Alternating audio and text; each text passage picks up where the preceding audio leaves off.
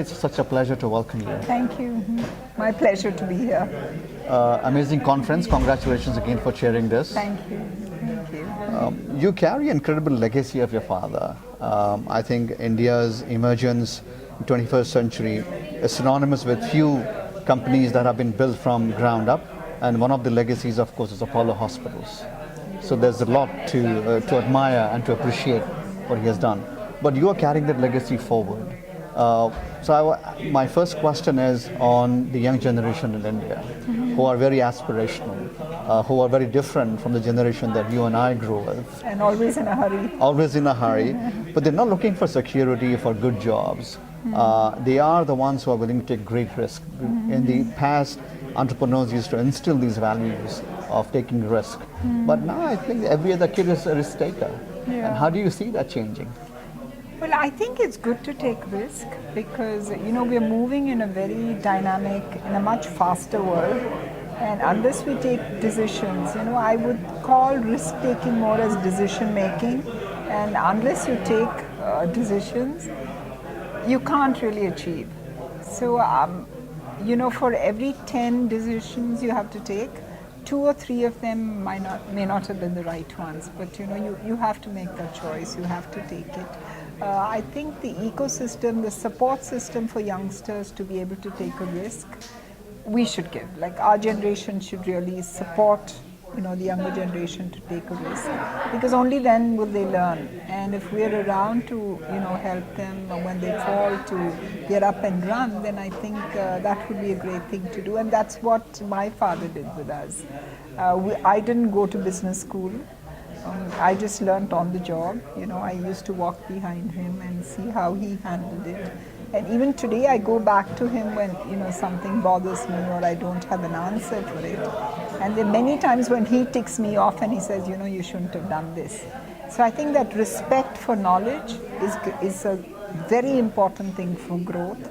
And the next generation should really realize that they should respect the knowledge and the experience which the other generation has got, because you can't really learn everything from an internet download or from a business school. There's a thing of instinct, passion, knowledge which comes, and I think if children have the opportunity to see, learn, understand that, it's great. Coming back to your business, how much of an opportunity is it to you, being the daughter of your father, and how much of it is a challenge to take the business forward? It's a great opportunity and learning, being Dr. Reddy's daughter and seeing what he's doing and picking up from there. It is a challenge because, Dr. Reddy has 4 daughters, the 4 of us, and we're still running behind him. Because if we think we know something and we want to do something, he's 10 steps ahead. So I think being Dr. Reddy's daughter is a challenge in itself. But we keep trying and we keep learning. And I don't think this generation will have another Dr. Reddy, but we'll see in the future. In terms of pure from operational perspective, what are the challenges that you currently face? Because technology is very pervasive, especially in your area. And how do you keep up with that challenge? I think technology is available. If you can get funding to invest in technology, it's available.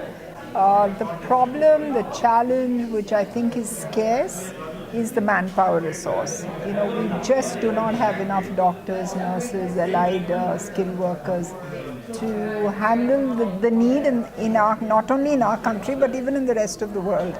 And India traditionally is training doctors and nurses for the rest of the world, because they're with us for some time and then they go because greener pastures, you can't deny that. But we are not equipped, we don't have systems, we're living with archaic laws, legislations which the British wrote. And when we haven't changed it in so many years to really cope with today's need, with today's requirement, with today's syllabus in fact.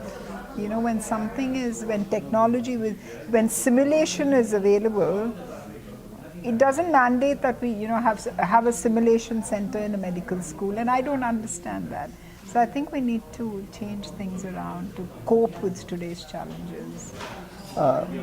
Question about being a woman and being an executive. India, I think, has crossed the threshold much earlier than other countries, but still there are still challenges. Women are still not at par with men in many aspects in India. And how do you see that evolving? I don't agree with that because you have fabulous doctors, women. You have people in either in politics or in government service, they're women. IT world, women. Banking world, only women. So I don't think it's a problem in India anymore at all. Well, it's gratifying to hear that. Yeah. India, this thing about gender bias, women working, is completely changing the rules of the game. And even in rural areas, I see women being so much more empowered than they used to be. Except for the physical, violence which they're going through, personal security, which really bothers all of us. And apart from that, I think in terms of capability, in aspiration, they're doing very well. Lastly, I'm coming back to the generation aspiration. You had your father, it's you and your kids. Yeah. How do you see your kids' aspirations related to you and to your father?